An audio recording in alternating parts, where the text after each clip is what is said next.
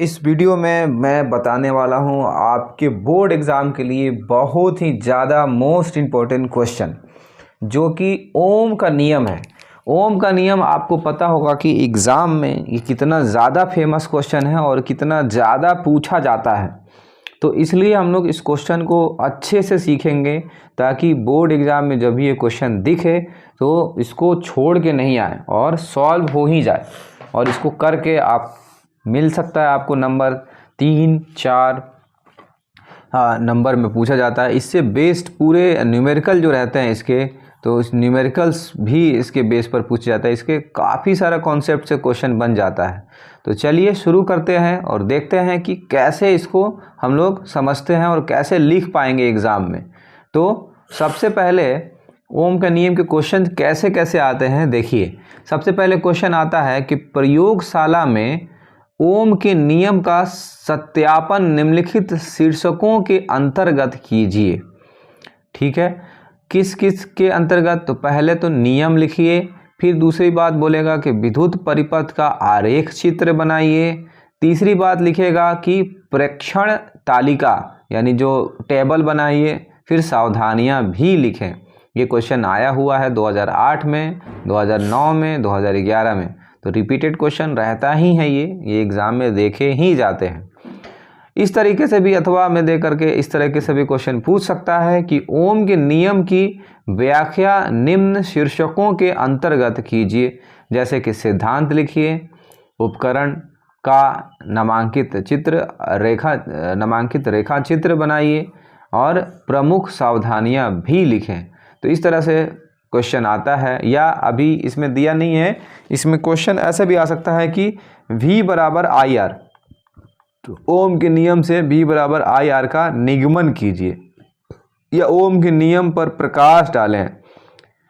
तो कई तरीके से क्वेश्चन एग्जाम में पूछे जाते हैं। तो हम लोग इसको कैसे समझते हैं? तो सबसे पहले ओम का नियम क्या है? तो नॉर्मल तरीके से मैं बता देता हूँ कि साइंटिस्ट जॉर्ज साइमन ओम ने 1827 में जॉर्ज साइमन ओम ने एक क्या बताया, एक रिलेशन बताया। किसके बीच में? विद्युत धारा और उसके विभवांतर के बीच में। क्या? विद्युत धारा और विभवांतर के बीच में। वो बोलते थे कि जितना ज़्यादा विभवांतर होगा उतना ज़्यादा करंट भी प्रवाहित होगा। मतलब जितना ज़्यादा वोल्टेज उतना ज़्यादा करंट फ्लो होगा, जितना ज़्यादा हाई वोल्टेज देंगे उतना ज़्यादा करंट फ्लो होगा, ये बताते हैं। और उन्होंने एक ख़ास चीज़ ये भी बताई कि दुनिया का चाहे कोई भी तार हो जिसमें विद्युत धारा प्रवाहित होता हो, उसमें कुछ ना कुछ प्रतिरोध होगा। और वो प्रतिरोध उन्होंने बताया कि उसका जो प्रतिरोध रहेगा वो क्या रहेगा? R रहेगा। तो ये नॉर्मल उनका ओवरव्यू है। इन्होंने इसी बात पर चर्चा किया, धारा और विभवांतर के बीच में रिलेशन का, और साथ ही साथ बताया कि हर एक दुनिया में कोई भी तार हो उसके अंदर एक प्रतिरोध होता है। ठीक है, तो ये सारे चीज़ें उन्होंने बताया। तो चलिए हम लोग देख लेते हैं कि क्या है नियम और कैसे इसको हम लोग एग्ज़ाम में लिख सकते हैं। तो सबसे पहले इसका परिभाषा देख लेते हैं कि क्या है। अच्छा, इसके बाद कुछ एक्स्ट्रा चीज़ें दी हुई हैं। एग्ज़ाम में इसको नहीं लिखेंगे तो काम चल जाएगा, लेकिन मैं इसको पढ़ के समझा देता हूँ कि सन 1827 में जॉर्ज साइमन ओम ने अपने प्रयोगों के आधार पर पता लगाया कि किसी चालक तार के सिरों पर लगाए गए विभवांतर मतलब वोल्टेज, और उसमें बहने वाली विद्युत धारा के मध्य एक निश्चित संबंध होता है। बताया ना कि विभवांतर और धारा में एक रिलेशन बताया कि क्या होगा उनके बीच। जब विद्युत धारा विभवांतर बढ़ाया जाएगा तो धारा में क्या प्रभाव पड़ेगा, जिसे उन्हें एक नियम के रूप में प्रतिपादित किया, जिसे उन्होंने एक नियम के रूप में प्रतिपादित किया। इस नियम के अनुसार, वो नियम के अनुसार क्या बोलते हैं?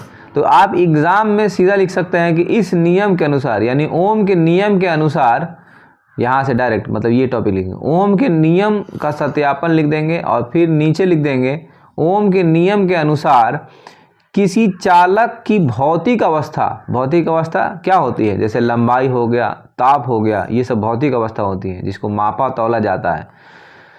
तो जैसे लंबाई, ताप आदि में परिवर्तन ना हो, मतलब इसमें कोई चेंज ना हो, तो उसमें प्रवाहित होने वाली विद्युत धारा उसके सिरों पर लगाए गए विभवांतर के अनुक्रमानुपाती होती है। क्या है? किसी चालक की भौतिक अवस्था जैसे लंबाई और ताप में परिवर्तन ना हो, मतलब वो एकदम फिक्स रहे, कांस्टेंट रहे, तो उसमें प्रवाहित होने वाले विद्युत धारा किसके समानुपाती होगी या किसके अनुक्रमानुपाती होगी? दोनों एक ही वर्ड है, विभवांतर के, उनके सिरों पर लगाए गए विभवांतर के अनुक्रमानुपाती होती है। मैथ्स में अनुक्रमानुपाती को ऐसे प्रोपोर्शनल से दिखाते, कैसे? ऐसे प्रोपोर्शनल से दिखाते हैं, ठीक है ना।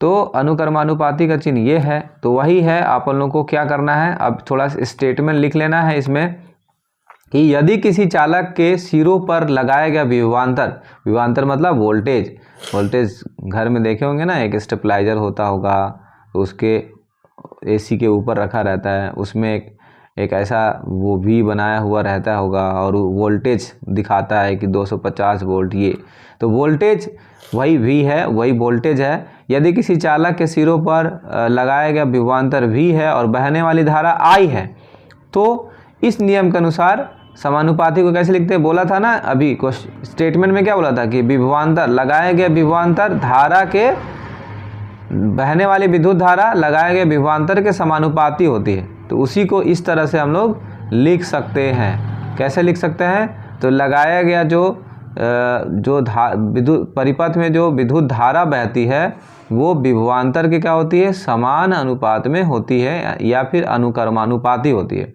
समानुपाती या अनुक्रमानुपाती, तो इसको लिख लेंगे, अनुक्रमानुपाती लिख लेंगे तो ज़्यादा अच्छा रहेगा। और जब भी ये चिन्ह को हटाया जाता है, ये अनुक्रमानुपाती चिन्ह को हटाया जाता है, तो उसके बदले कुछ ना कुछ कांस्टेंट लिखा जाता है। तो यहाँ क्या लेंगे? कांस्टेंट R लेंगे। R क्या है? तो दुनिया का कोई भी तार हो, उसके अंदर कुछ ना कुछ रुकावट आएगा, इलेक्ट्रॉन के बहने में कुछ ना कुछ रुकावट आएगा, तो उसी को बोलते हैं प्रतिरोध। तो वही है यहाँ पास R, ठीक है ना। तो यहाँ से R बराबर क्या मिल जाएगा बच्चों? तो R मिल जाएगा V/I। ये I कहाँ चला जाएगा? डिवाइड में, तो V/I हो जाएगा। तो R बराबर क्या मिलता है फाइनली? V/I। जहाँ क्या है, जहाँ R क्या है, तो लिखेंगे जहाँ R एक नियतांक है, नियतांक मतलब फिक्स नंबर है, फिक्स पॉइंट है, फिक्स चीज़ है। तार में प्रतिरोध तो रहेगा ही, है ना, जिसे क्या कहेंगे? जिसे चालक का प्रतिरोध कहते हैं। समीकरण 1 को निम्न प्रकार से लिखा जा सकता है। तो किस तरह से लिखा जा सकता है? तो इस तरह से लिखा जा सकता है। और प्रतिरोध का मात्रक पूछे एग्जाम में कि प्रतिरोध का मात्रक क्या होगा? क्या मात्रक क्या होगा? कौन सा मात्रक? SI मात्रक। तो आप लिखेंगे ओम। क्या लिखेंगे? ओम। प्रतिरोध का मात्रक क्या होगा? ओम। ओम को दिखाते कैसे हैं? सिंबल क्या होता है उसका? ये होता है, ठीक है। तो ये ओम के नियम का स्टेटमेंट है और इस तरह से हम लोग इसको लिखेंगे। हिंदी में अगर चाहें बच्चों इसको हिंदी में लिखने के लिए तो आप लिख सकते हैं प्रतिरोध। R को क्या लिखते हैं? प्रतिरोध। तो प्रतिरोध बराबर V/I है, तो V को क्या लिखते हैं? विभवांतर, और I को क्या लिखते हैं? धारा। तो आप हिंदी में लिखना चाहते तो प्रतिरोध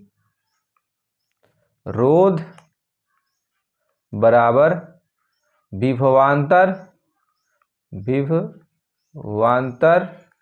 बटे विद्युत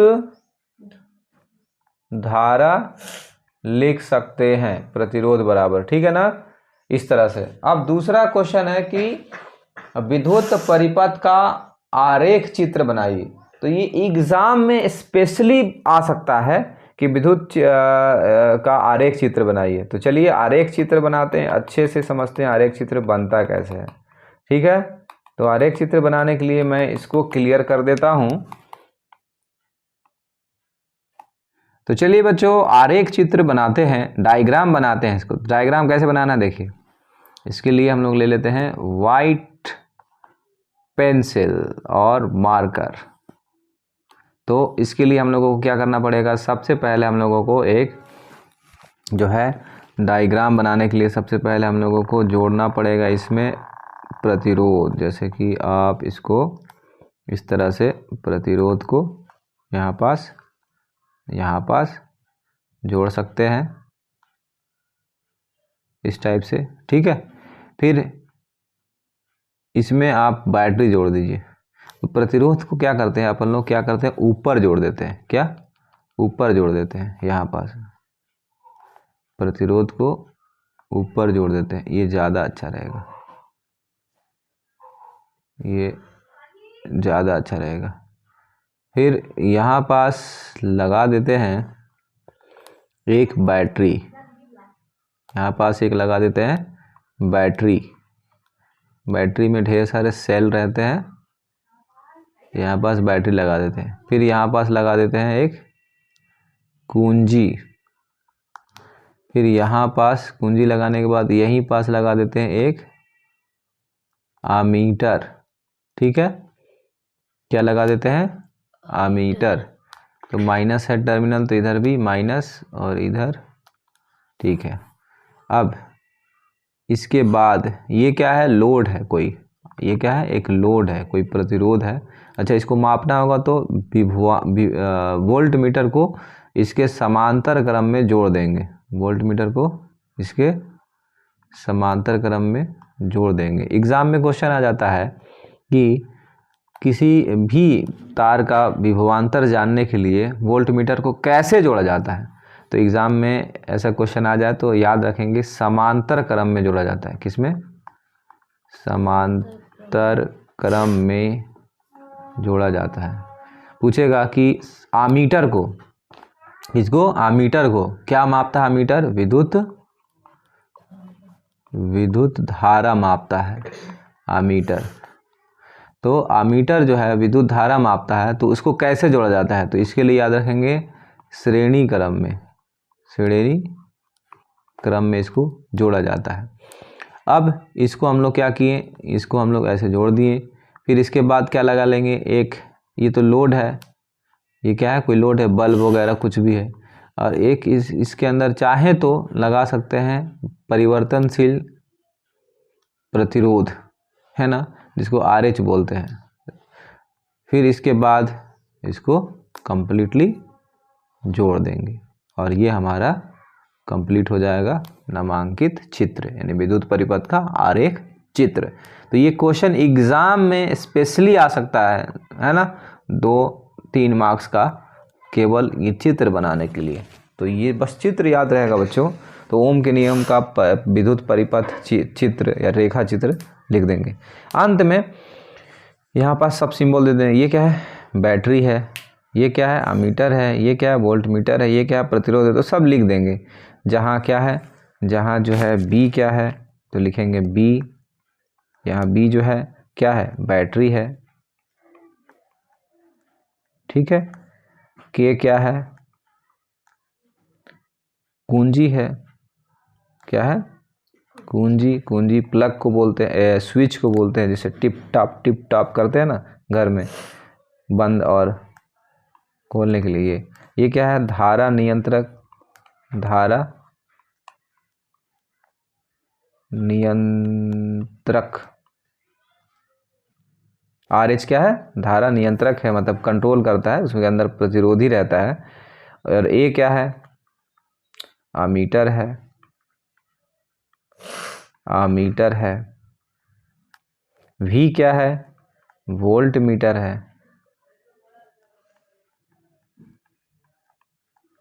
वोल्ट मीटर है, ठीक है।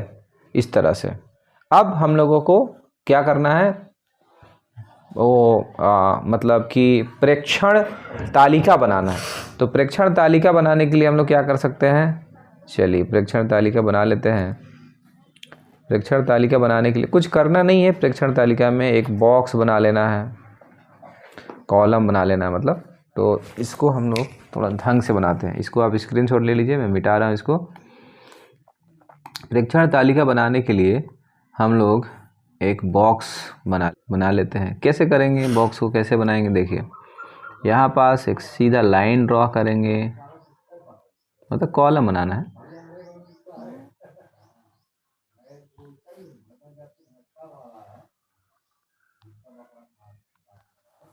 ठीक है, यहाँ पास कितने कॉलम बनाने हैं, तो चलिए बना लेते हैं 4 कॉलम।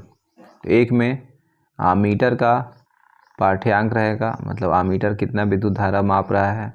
दूसरे में वोल्ट मीटर का पाठ्यांक रहेगा, वोल्ट मीटर कितना मापता है। तीसरे में प्रतिरोध कितना उत्पन्न हो रहा है वो कर लेते हैं, और चौथे में प्रतिरोध कितना रहेगा वो माप लेंगे, कर लेंगे। तो इसको कैसे करेंगे, देखिए पहले में आमीटर का, इसको हम लोग कोई दूसरा पेंसिल ले लेते हैं। तो क्या हो कर लेंगे, आमीटर का, आमीटर जो है वो कितना पाठ्यांक देगा, क्या पाठ्यांक देगा। दूसरे में वोल्ट मीटर कितना पाठ्यांक देगा, क्या शॉर्टकट में लिख रहा हूँ, आप फुल फॉर्म लिखेंगे, वोल्ट मीटर का पाठ्यांक कितना देगा। तीसरे में V/I का कितना रिजल्ट आएगा, और चौथे में प्रतिरोध कितना होगा। तो आप हिंदी में भी लिख लीजिए इसको, प्रतिरोध। ठीक है ना। तो ये बॉक्स बना के छोड़ देना है। ये बॉक्स कब भरते हैं, जब एक्सपेरिमेंट करते हैं स्कूल में, आपके जब एक्सपेरिमेंट कराएंगे तो ये बॉक्स को भरा जाता है। तो कई बार कई स्कूलों में एक्सपेरिमेंट कराया जाता है ओम के नियम पर, है ना। तो ये टोटल रिजल्ट आता है कि भाई कितना धारा प्रवाहित करने पर, कितना विभवांतर देने पर कितना धारा प्रवाहित हो रहा है, कितना रेजिस्टेंस क्रिएट हो रहा है। तो बस यही है। सावधानियां क्या क्या है उसको भी देख लेते हैं। तो सावधानियां है बच्चे, पहला नंबर कि आमीटर को परिपथ के श्रेणी क्रम में ही जोड़ना है। मैं अभी बताया कि आमीटर जो होता है तो परिपथ के श्रेणी क्रम में, ऐसे सीरीज में ही को जोड़ना है। ये सावधानी है, ऐसा नहीं कि समांतर क्रम में जोड़ देंगे तो गड़बड़ हो जाएगा। तो आमीटर को किस में जोड़ना है, श्रेणी क्रम में ही जोड़ना है। तो इससे एक ऑब्जेक्टिव भी तैयार हो जाता है आपको कि आमीटर को हमेशा श्रेणी क्रम में जोड़ते हैं। दूसरा क्या है कि वोल्ट मीटर को समांतर क्रम में जोड़ेंगे। ये जो वोल्ट मीटर जो होता है उसको हमेशा समांतर क्रम में ही जोड़ते हैं। ठीक है ना। तीसरा है चालक में उच्च धारा प्रवाहित नहीं करना है, मतलब काफ़ी ज़्यादा हाई करंट फ्लो नहीं करवाना है। क्या उच्च धारा प्रवाहित नहीं करना है, नहीं करना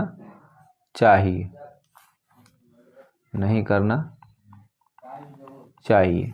और अंतिम है कि सभी तारों संयोजन स्थलों पर पूरी तरह कस देना चाहिए, मतलब जहाँ भी ज्वाइंट है, मान लीजिए कि वोल्ट मीटर को, मान लीजिए कि ये प्रतिरोध है और उसको वोल्ट मीटर को हम लोग समांतर क्रम में ऐसे जोड़ रहे हैं। ठीक है। तो जैसे यहाँ ज्वाइंट है, तो यहाँ पूरी तरह से टाइट होना चाहिए, है ना, कस करके इसको टाइट कर देना चाहिए, बांध देना चाहिए। तो ये सावधानियां हैं। ठीक है ना। तो बहुत ज़्यादा इंपॉर्टेंट क्वेश्चन था ये, आप इसको पूरी तरीके से कंप्लीट कर लेंगे। फिर अगले वीडियो में नए एक बेहतरीन और नए इंपॉर्टेंट क्वेश्चन के साथ आपके साथ हाजिर होऊंगा।